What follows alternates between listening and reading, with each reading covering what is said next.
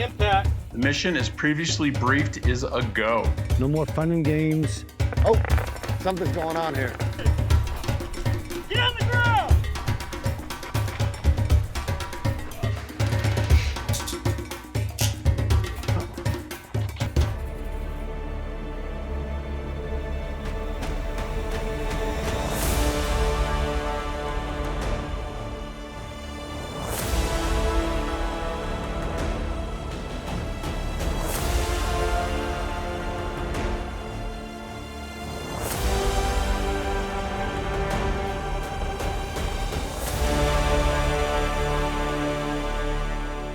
Word just came in that the mission is a go, as we will find out later in this episode, which means training is even more vital. As the saying goes, we don't rise to the level of our expectation, we fall to the level of our training.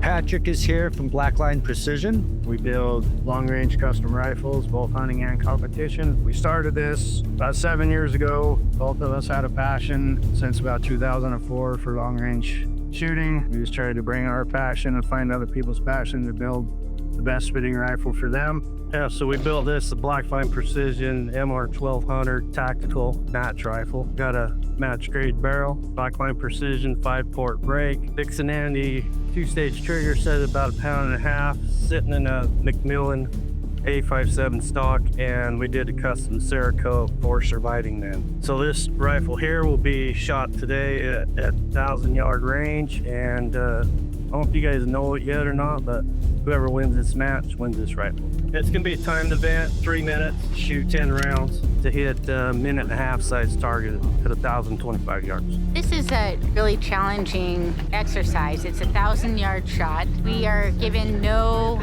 information about windage, and where we are, the wind tends to swirl around here, and sometimes when there's no wind up here, there may be wind down there, and so it's up to the shooter to figure that out on the fly, and that's hard at 1,000 range.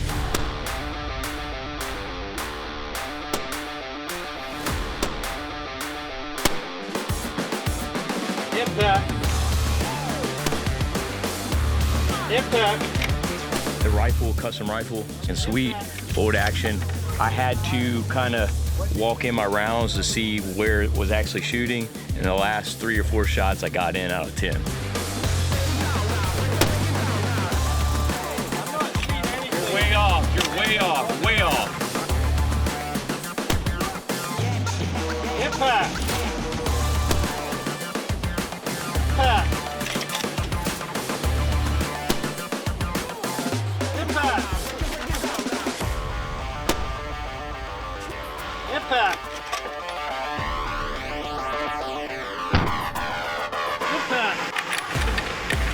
So that was a little embarrassing. I was shooting at the wrong target. But once I figured out which target I was supposed to hit, I got it dialed in. Impact.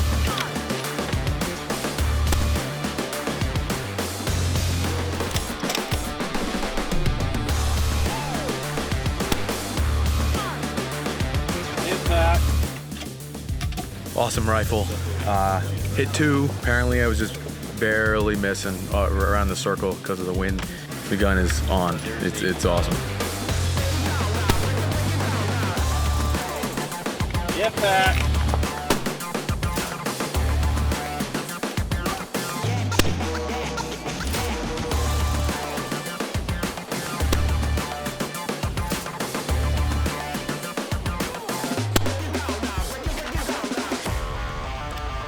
So shooting a 1,000-yard target, first time ever doing that, was pretty interesting. Only got 1 out of, I think I took eight shots, but really enjoyed it. I'm buying one of these guns because it is badass.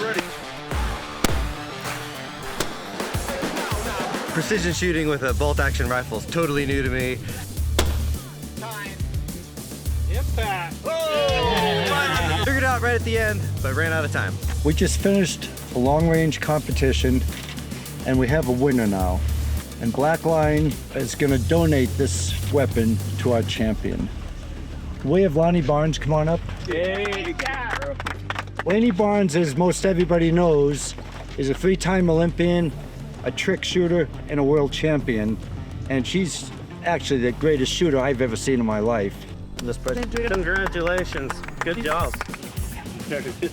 What'd you think of it? Oh, it was amazing. It shot really well. It was a little embarrassing because I shot at the wrong target for the first 5 shots, but after that, when I found the correct target, it was dialed. Game over. You know, it is so embarrassing. You hit 100% of the shots you're trying to make at 1,000 yards. Yeah, you even hit the wrong target. Perfect. Right, yeah.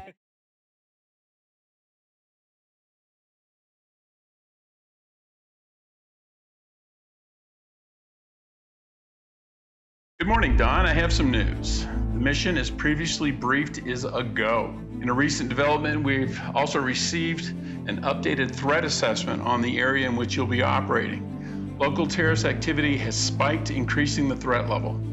We will provide air support in the form of a helicopter for fire support or evacuation as needed. You must remember that these negotiations are via a third party and unofficial for reasons of deniability, but that does not lessen the risk. You must prepare for any eventuality and environment. While the success of these negotiations is far from guaranteed, we assess them as the best chance to establish peace in the region and stop the senseless loss of life on both sides. We want to thank you for your efforts and wish you Godspeed. Okay, this is the moment we were waiting for. We weren't sure if this mission was going to be greenlit or not. It's a go. Everything just picked up big time. Now the training was going to get serious, okay? No more fun and games.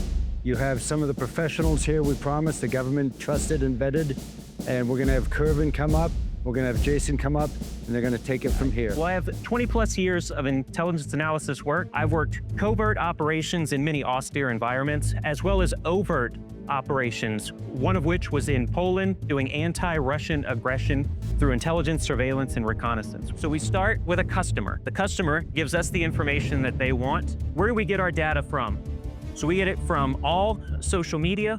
We get it from private messaging apps like Signal and Telegram, as well as traditional media. We've also networked with high-quality former intelligence analysts. We also use commercial data and provide commercial analysis with that data. When all that's combined, it's what I call the all-seeing eye. So you've got your intel brief already, and you got your mission framers from the CIA.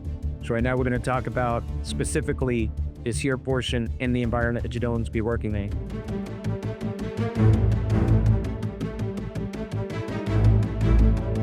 We're mission prepping right now, and what these guys are going through is a mission prep training where they're looking for that cover and concealment. SEER, we all know what it stands for, Survive, Evade, Resist, Escape. How's it been going out there with this group? They are tired, they're exhausted. They're coming in from a land navigation course, and now they're on a survival course training. And they going through part of SEER, Survival, Evasion, Resistance, Escape, but they're at the survival portion as far as surviving in the desert. So what do we need to do in a desert environment? What's the most important thing in the desert environment? Finding a water source, exactly. Shelter when possible. Navigation, obviously, with the gear that you have, you're gonna have your compasses, but if your compass fails, we know basic navigation techniques. Heat exhaustion, heat strokes, we know what those signs are. Most important thing when we're in these environments, we have to stay calm and think clearly. We're gonna put the drone up above, and we're gonna see if we can't see if they've been able to hide from the drone. And hopefully, if they've done it right, they're able to hide from not just me, but the drone or anybody else. Evading capture in a desert environment. We've got eyes on a group of guys, possibly assailants coming in. We've got Jenn down there a little ways, keeping an eye on the group. We are following the team that is taken into some really pretty crazy SEER training. We've got our guys down in this gully. Oh, something's going on here. We've got a group of, looks to be at least 10 guys right now coming down. So as soon as I heard the smoke go off, I knew that I needed to go. And so Mike and I took off out over one of the berms in the desert. Plan your escape. Always have a few escape routes in mind already. It looks like they have captured one of our participants. I think it's Lanny. We ended up kind of getting overtaken by a big group of people and captured, and so from there it just kind of escalated. They tied me to a rope and started leading me around kind of the desert to load me up into their vehicle. And you know, when you get hooded, you can't breathe the way you normally do, so I just tried to remain calm and relaxed. Resisting captivity are psychological strategies that we can use.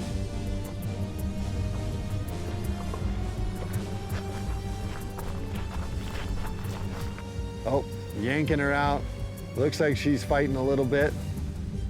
Well, I'll tell you what, this is a good spot to put her in because probably no comms. We're struggling with comms out in this area. Certainly no comms in that tunnel.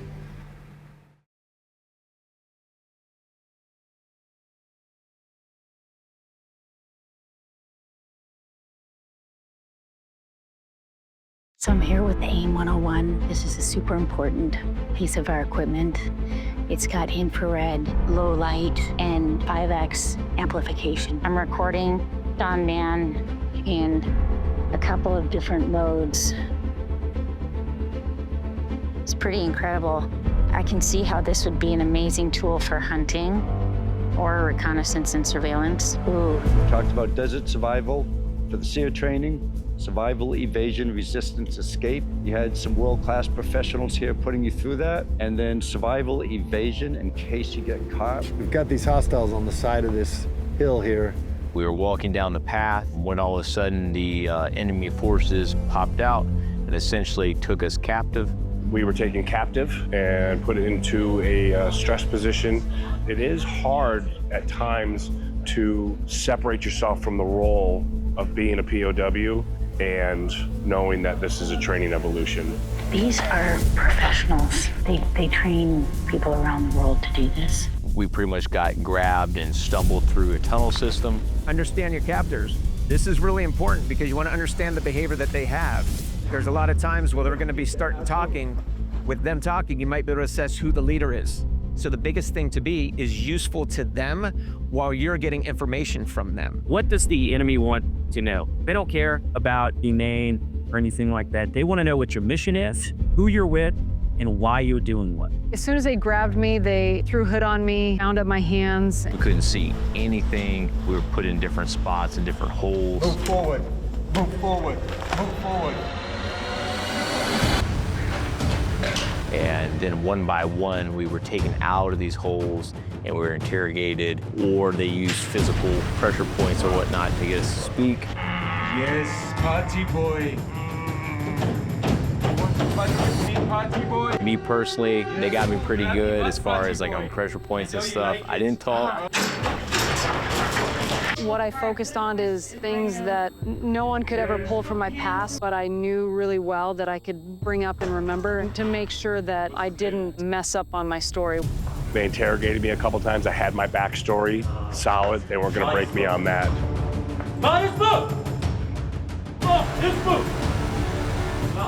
From there, it just kind of escalated into interrogation and a little bit of torture and trying to figure out, you know, what to do in those situations and how to act appropriately or how to gather intel and, you know, what plans you could make for a possible escape. So basically we were in these caves, it felt like, which we knew there were tunnels and stuff around here.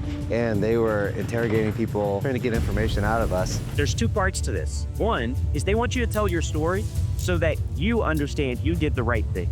The other side of that is you have so much intelligence in your mind, like how many people were there, what languages were being spoken. And if you can tell that story and piece back that story together, it absolutely helps from a national security perspective.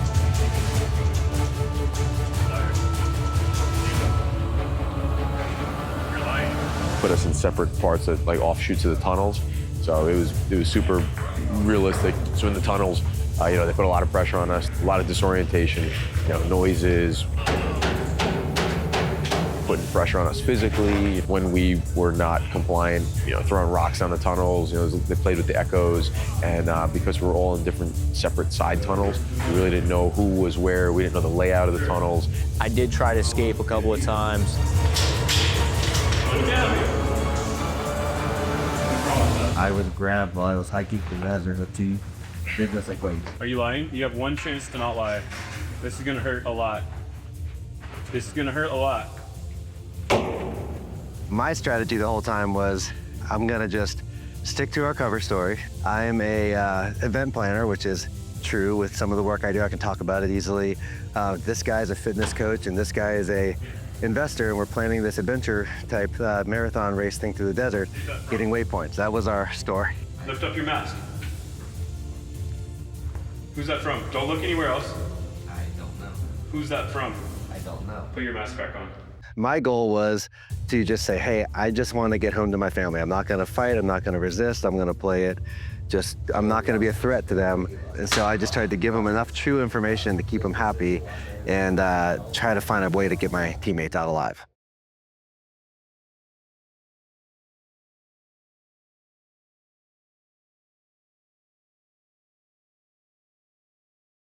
Starts with a C.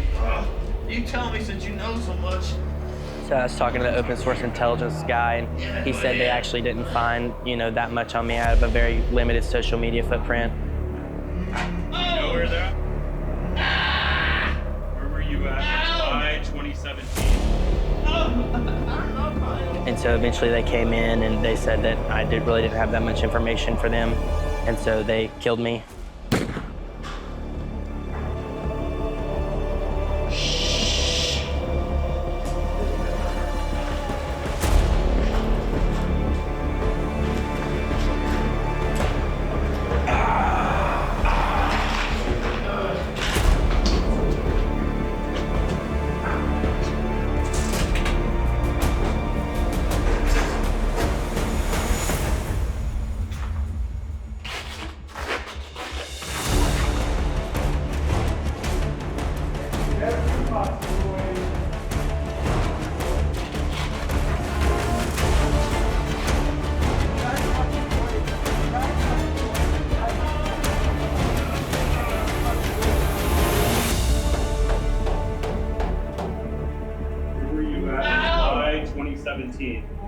I'm a DJ. You want to play weak, so they think that you're one of the weaker ones. They'll break you later. They don't need to mess with you. Use your psychological warfare against them. It's a chess game.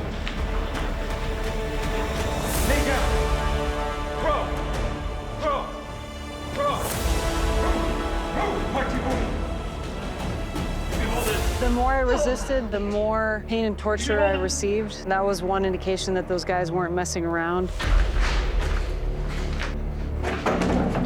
So at that point, I decided that the better strategy would be to just kind of lay low and just try to gather intel while they let me lay there. Gradually, as the night went on, things kind of escalated, started doing a little bit more pain and torture, and eventually they ended up shooting me.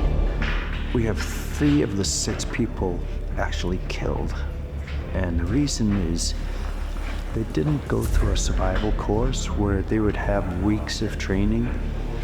What you're supposed to do when you get in captivity is to be the gray man, not the one who's raising a ruckus, screaming, yelling, drawing attention, trying to fight, because these guys would take a knife and slice your throat. It's not a game, okay? You gotta stay in role.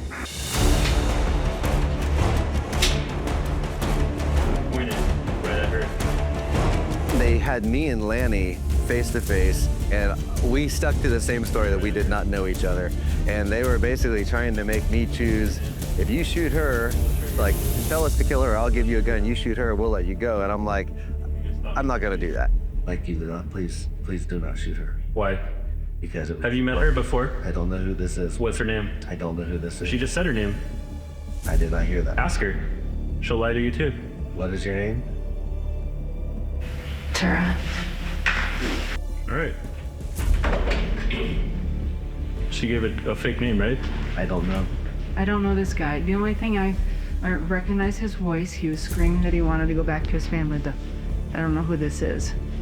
I actually learned a ton from this. Going through it, I think you learn more by then just hearing stories about what might happen in those situations.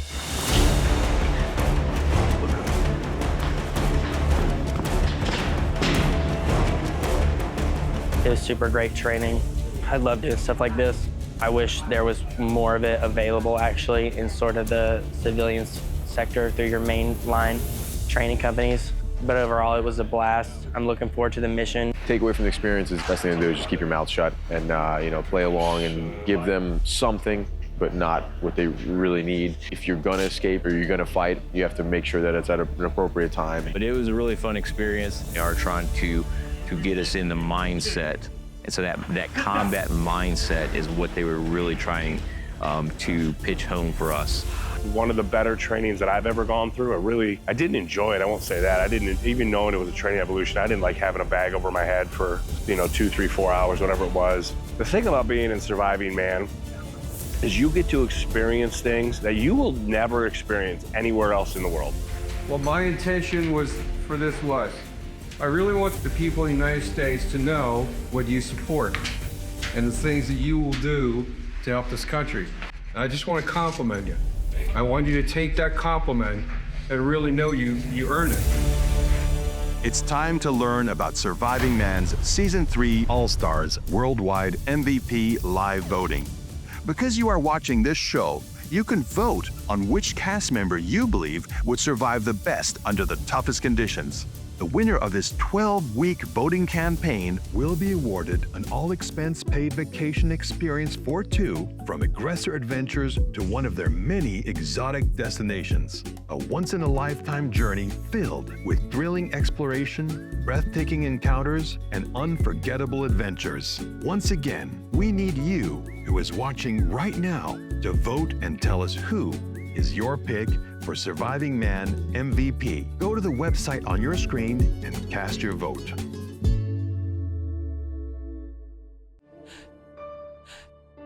So welcome to the fire.